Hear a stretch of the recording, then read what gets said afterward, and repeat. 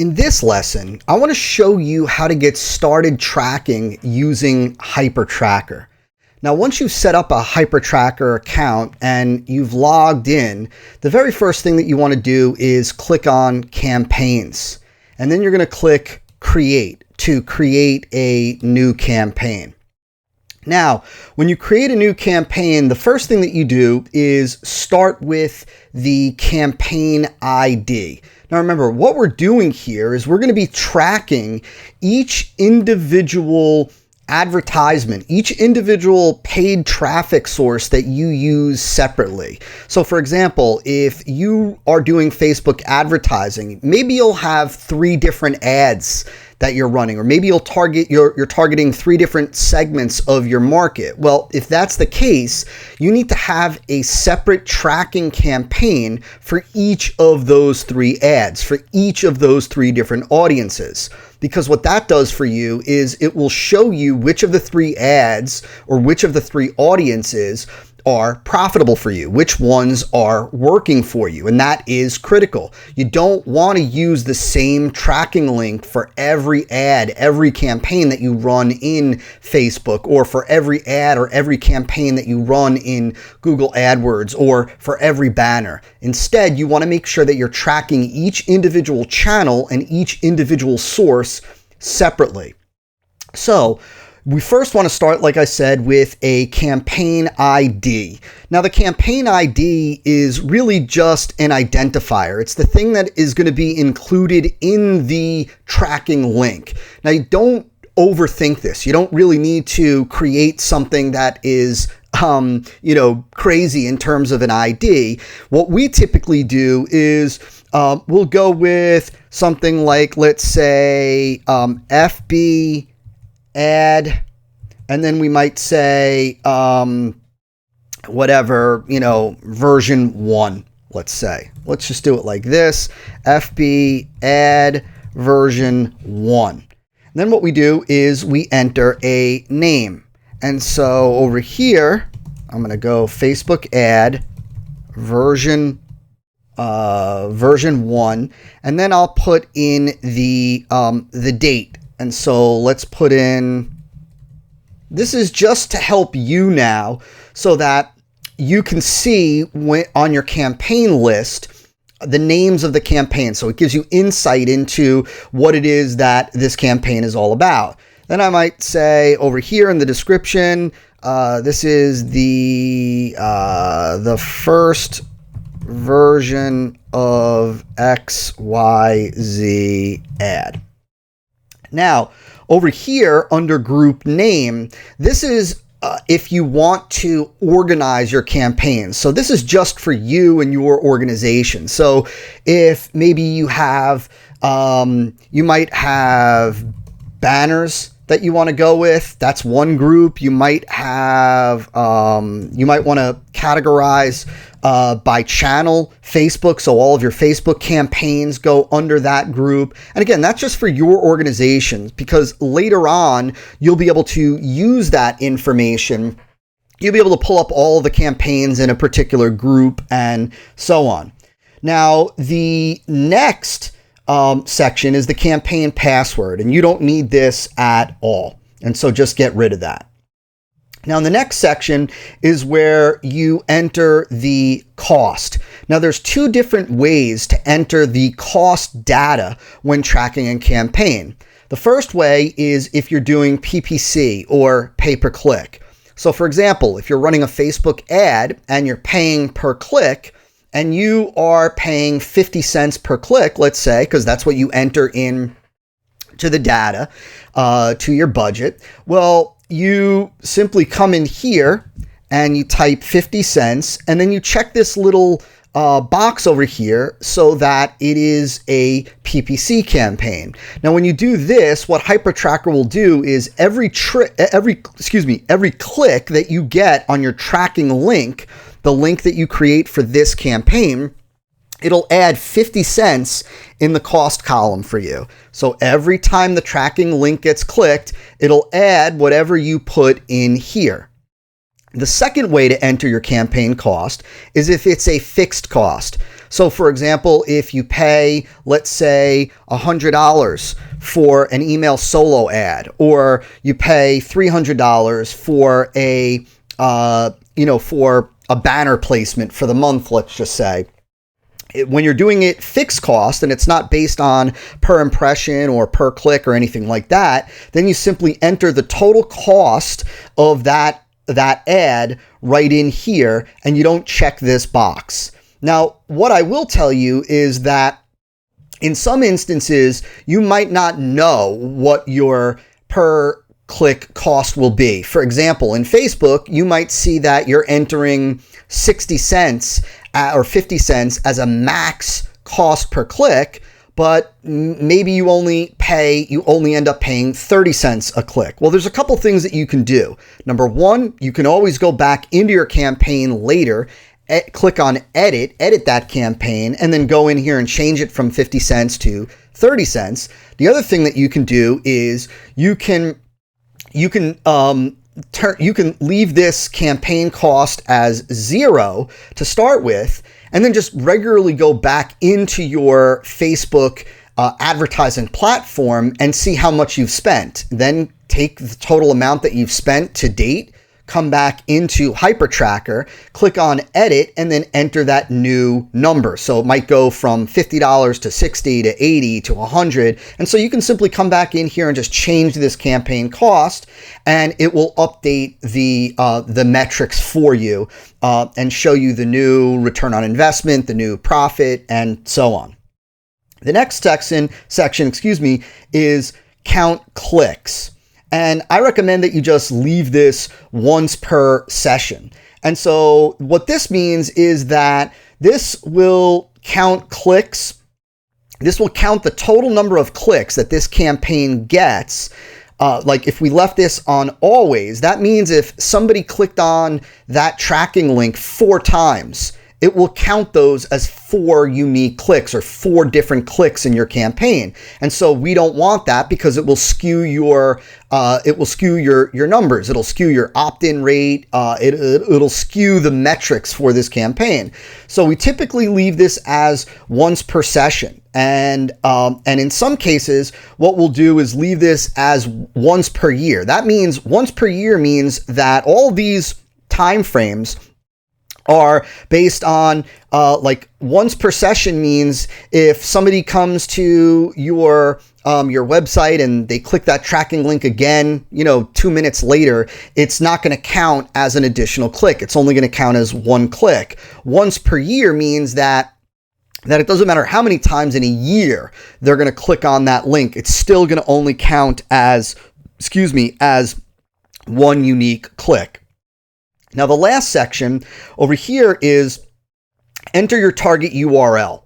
And so for you, this is the URL of your traffic captivation page. So this is yourwebsite.com/traffic captivation page.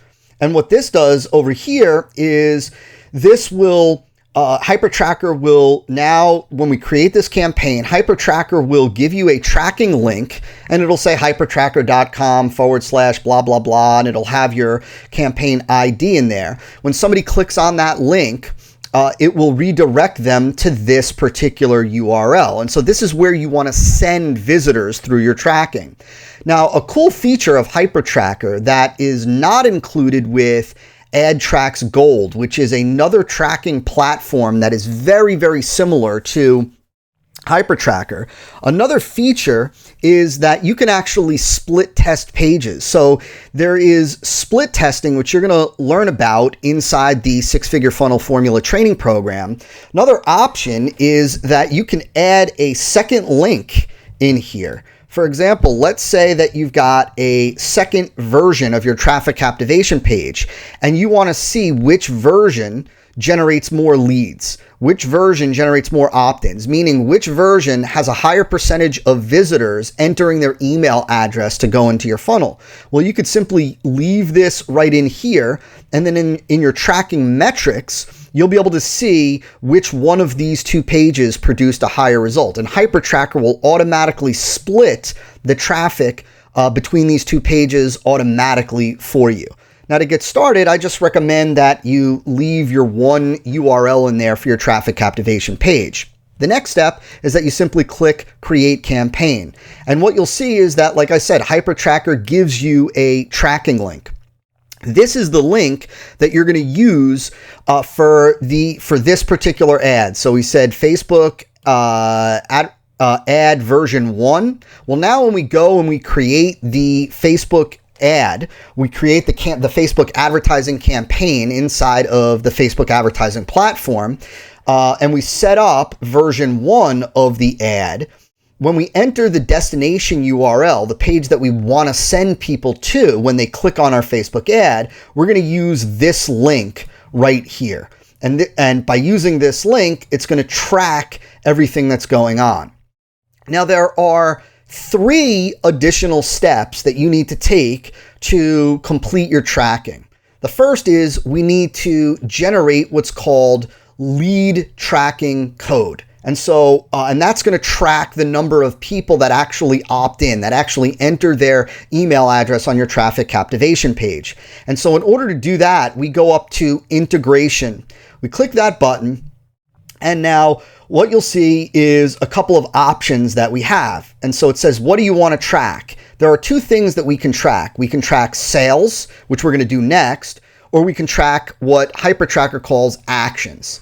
Now, actions for you are your opt-ins. And so when you see actions, just know that that is the number of people that have entered their email address. That's what we're going to be tracking. That's the action that we're going to look at. And so we click this radio button right here to track actions.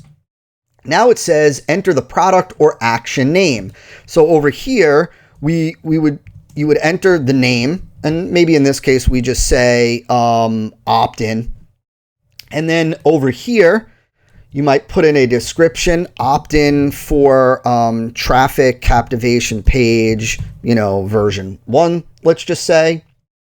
Over here, there is no value, right? So this is for, you could see it says this is product value. There is no action value. So we just have to put in 0.00. Leave this duplicate protection set to default, and then click Show HTML. Now you have 2 different options for the tracking code that you can use. Both do the same thing. I recommend that you use this bottom one over here, this image tracking. And so all we do here is we take this tracking code right here, we copy it, and then we go over to your customer captivation page, the page that prospects come to after they fill out their email on your traffic captivation page. So we take this and we're going to paste this onto the customer captivation offer page. Because what happens is somebody will click on the ad, your Facebook ad, they'll go through the HyperTracker link that we just got. And now when they land on your customer captivation page, this code will be fired. It'll show a pixel, and then it'll track back to the specific campaign that there was an action or an opt-in. And so look, let me show you where you paste this on your page. This is very easy. Once on your customer captivation page, all you need to do is click text, or some versions of WordPress say HTML, and then just paste it right in there.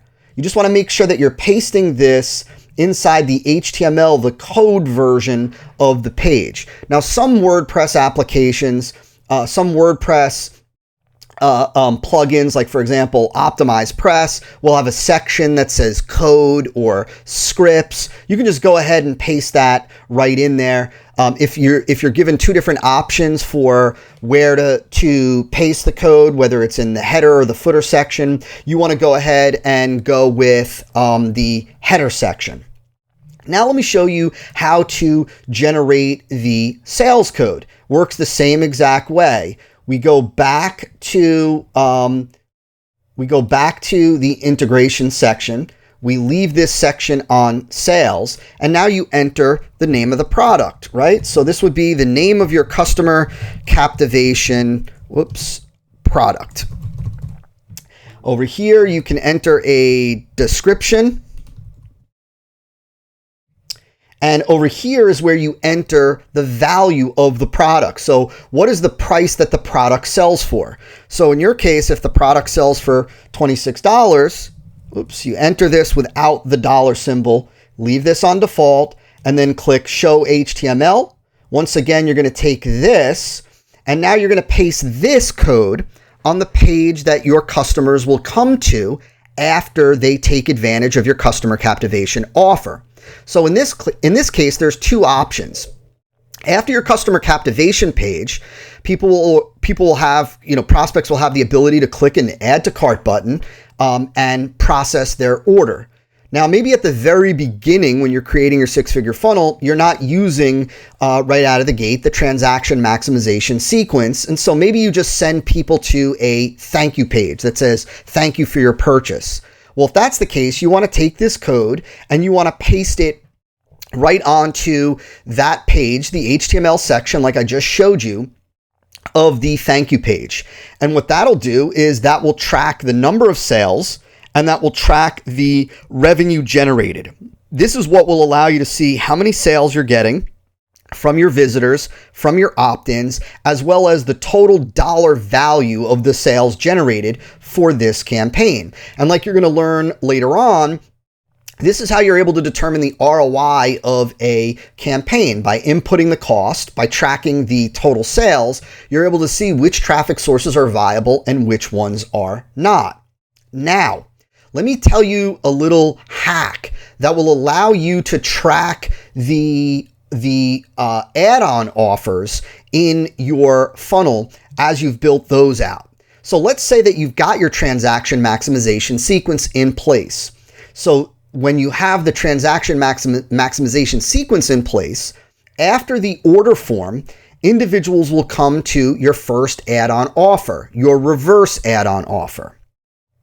In that case, you want to take this code from the customer captivation offer and you want to paste it into your reverse add-on offer page. Because when somebody hits your reverse add-on, that means that they've completed the customer captivation offer. And so we want to track the customer captivation offer sales. And so we put this code on the reverse add-on page. So it tells us, hey, someone's here. That means they bought the prior offer, the customer captivation offer. Now, how do you track the reverse add-on offer?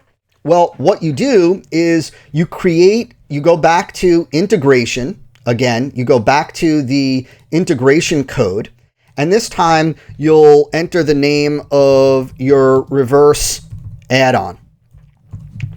And you will, and then what you'll do is you'll enter the price point of your reverse add-on. Same thing, leave this as default, and then click Show HTML. Now there's one tiny change that you need to make to this code, and that is right over here. You'll see that it says sales equal 1. Well, if you leave this as is, what'll happen is when somebody takes your customer captivation offer, it'll show one additional sale under the campaign. And then if they take the reverse add-on offer, it will show another sale. So it'll actually look like two people bought instead of just one. And so what you want to do is just change this 1 right there to 0. And now what this will do is it won't count this as an additional sale, but it will still track the $19 of revenue towards your overall sales volume and towards your average transaction size. And so you want to make sure that you do that. You change this 1 to a 0 for each of your add-on offers. Now for this particular one, the reverse add-on, of course, we're going to take this code and we're going to paste it on the page that your customers come to after this, meaning if they take advantage of this offer, what is the next page that they go to?